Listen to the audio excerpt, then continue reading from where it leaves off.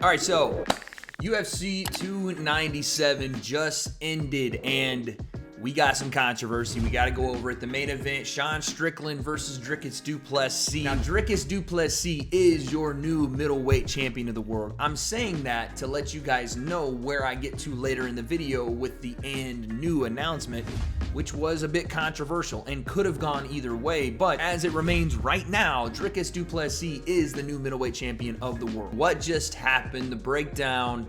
Let's go. All right, so massively pumped card. As you guys know from my last video, a lot of people highly invested in this emotionally and otherwise. Sean Strickland had catapulted himself to being a superstar heading into UFC 297 fight week. Everybody was talking about him. We had people from all walks of life, political, music, other athletes, pop stars, regular people. Sean Strickland had the attention of everyone, including Dricus du Plessis, who not only wanted to beat Sean Strickland, but wanted to take that belt off of him. And like I said, Sean Strickland bringing a ton of eyes, Drizzy Drake putting $700K down on the fight. There was a lot of interest in this main event, so once it started, you could only imagine that the takes going into and coming out of this fight were going to be polarized. But the fight itself, in my opinion, delivered. I know a lot of people wanted to see a stoppage. Even I thought we'd have a stoppage one way or another, but in this specific case, I think that we saw a chess match that was not only high level tactically and from two high level martial artists, but also was entertaining in the fact that both were trying to play the game of chess and making moves to win. Sean Strickland started it off with beautiful offense compounded with amazing defense. You saw this in the fight with Israel Adesanya, where Sean was able to use the Philly shell, which is unbelievably successful for Sean for a defense that's not great in MMA. You only see a couple of guys use it, and he's the best at it. Punctuated with a stabbing jab. Not to mention, he was checking a lot of the leg kicks that Dricus du Plessis was starting to throw at the beginning of the fight. He's doing a great job, upper body and lower body, seeing everything and then countering off with a stiff, hard jab. He might have the best jab in MMA, right? There's a couple of people I could put up there, like Max Holloway's jab is nice. Calvin Kattar has a solid jab as well. But I think Sean Strickland's jab might be the best in MMA.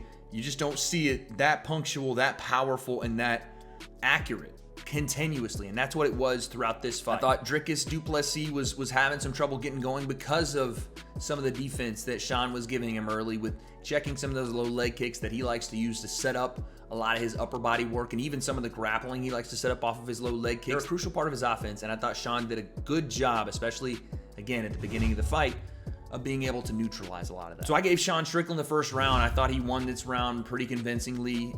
Again, the significant strikes upstairs, mainly the jab and some of the counter hooks off of that, right? He had a nice check left hook in the first round as well. I thought Sean won that one pretty clearly. And here comes the controversy. Rounds 2, 3, and 4 are the same story, but a different blend in all three of those rounds, because they are punctuated by the same thing, which is Dricus du Plessis starting to put together more offense with his hands and feet, creating more damage than he had in the first round. But Sean Strickland consistently continuing to land significant strikes, mostly upstairs to the head region, and creating damage from that. And we'll get back to that word damage. But round 2, I started to see a little bit more from Dricus as far as not only just walking forward, creating pressure, but yes, starting to land some damaging shots. Now, this was also punctuated by his grappling ability, and I know that a lot of the people probably in this comment section are going to say, wait, grappling doesn't matter if there isn't significant strikes landed in the ground and pound. There isn't a threat for submissions. And to that, I will say it does matter. Takedowns do matter, even without those damage factors in play, when the damage on the feet is similar, when it is close. And in rounds 2, 3, and 4, that was the case. Now, Sean did land more shots, I think, in maybe most, if not all of those rounds. But we're talking one more shot or two more shots. And when we rate damage, what are we looking at? Are we looking at the closed eye of Dricus du Plessis from the first round that just stayed closed because of what happened in that first round? Does that get a carryover effect to the later rounds? Are we counting the fact that Strickland had a cut over his left eye, I think in round 2, maybe round 3. Does that carry over later into the fight? Or one that cut under his eye later on in the fight? The real scoring metric is what happens in that round. If you disagree with round by round scoring, that's one thing, but those were the things that happened round by round. And in round 2, which I consider to be the closest round, Sean Strickland had a fantastic round, popping his jab, boom, boom, big time damage with his jab, and some right hands behind it, left hooks as well, but mostly it was that big power jab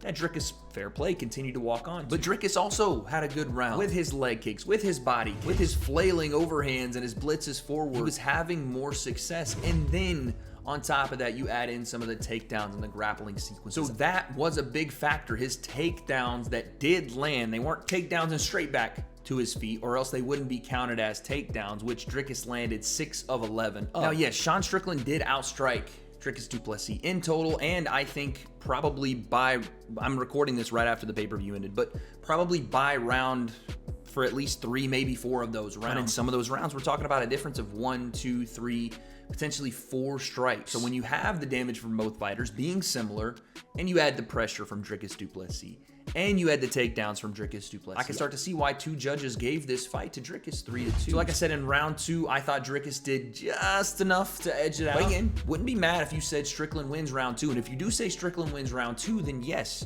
you go 3-2 the other way to Sean Strickland. I will sit here and say it can go either way and give me a rematch right now. I am just explaining how I scored it, as I did think that Dricus du Plessis won this fight 3-2. Round 3 was more of the same, and I thought Dricus was really starting to build here. But again, another close round. This was not a runaway round for Dricus du Plessis. It's another very, very close one that you can argue for Sean Strickland and have a great argument for. Again, the damage, the #1 scoring factor in MMA, in the UFC, is damage. The underlying scoring only comes into play when damage is similar, which again was the case in rounds 2 and 3. But again, I thought Dricus was starting to build a little bit here in round 3 and was starting to take that front foot and not just throw without successfully landing as much. It was more success that he had seen in round 2. Actually cut Sean. I think that was the big cut under Sean's eye, if I'm not mistaken. But I thought he left round 3 and carried that momentum that he took toward the end of round 2 into round 3 and then into round 4, where I thought he was the clearest round that you could give Dricus du Plessis. And again, I know I'm talking a lot about Dricus, but that's because he won the fight.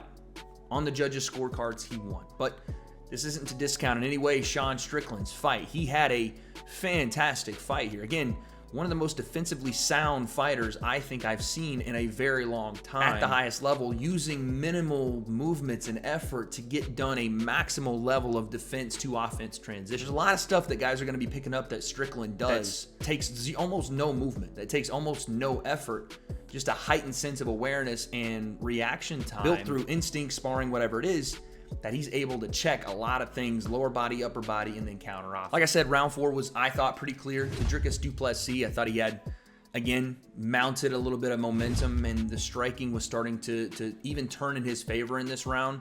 Not just with volume, but also he was landing some damage that Sean wasn't in this round. This was a good round for him. Sean maybe had a little bit of a lull round in round 4, but round 5, he turned it right back on. Round 5 might be the clearest round I give to Sean Strickland, even though round 1 is pretty clear to him as well. But round 5, he had a really good round. It was like when he got in the corner and he was talking to his coaches. By the way, Strickland's coaching, fantastic. Du Plessis coaching, fantastic. This was just a high-level fucking fight. Fantastic all around. But Strickland came out like a bat out of hell. It wasn't just him countering and tagging Du Plessis on the back foot and letting Du Plessis kind of own that pressure game. In round 5, he flipped the script, turned the tide, and put the pressure back on Dricus, and was starting to find a home for a lot of the shots that he didn't find a home for early in the fight. And because of some of those patterns that Dricus was fighting in early, where he was able to just interrupt a little bit of the flow of Sean Strickland. So he couldn't really let go the right hand, and he couldn't really let go the left hook off the front foot. Sean was doing that in the 5th round. He was starting to find a home for the jab, overhand, and that overhand started to land more and more, and Sean started to throw it with more venom as the round kept going. Left hook, he was standing, sitting in the pocket, waiting for Dricus to do the man dance, come forward and get into those exchanges. And in those exchanges, Sean was winning those exchanges. And Dricus had a fairly decent 5th round as well, but it seemed like every time the exchanges were punctuated, it was Sean Strickland doing that in that 5th and final round. And yes, there's an argument for, if you want to be the champ, you have to beat the champ and go out in that 5th round and really make a statement. I don't believe in that, though. Again, especially in round-by-round scoring, the person that wins the most rounds wins the fight, regardless of what order those rounds are in. And at the end of that fight, it was one of two things. You either had it 2-2 going into the 5th round, and Sean Strickland wins the 5th round, therefore winning the fight, or you had it 3-1 going into the 5th round to Du Plessis. Sean Strickland wins the 5th, and it's 3-2 Du Plessis. And that ended up being the case. Du Plessis, in a split decision, wins rounds 2, 3, and 4 to win this fight and take the belt off Sean Strickland. Now, The question is, do we automatically scream rematch? And in my opinion, yeah, you do. I think you go rematch right away, but because this fight was so fucking razor thin, you're talking margins of 1 strike in some rounds or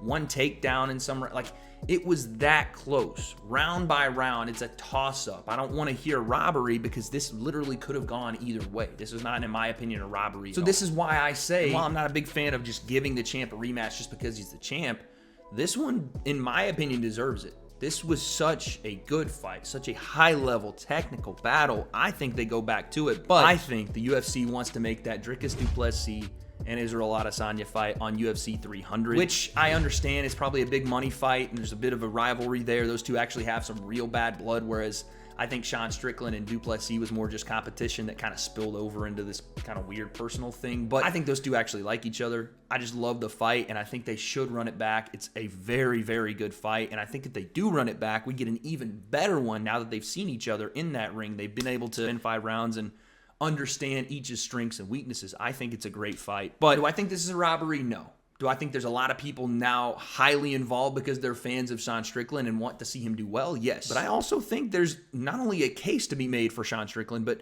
a strong case for Sean Strickland to have won this fight as well. It was an impressive fight. It was a great way to end the card. But no, I don't think it was a robbery. But you guys let me know what you think down below. Was this a robbery? Should Sean Strickland have won? Should we see the rematch with du Plessis and Strickland? Or do you think we're going to get that UFC 300 du Plessis and Adesanya fight? I don't have any of those answers, but I appreciate everybody that came by, watched the stream, watched this video, back with the MMA grind. Thank you all so much, and I guess we'll find out.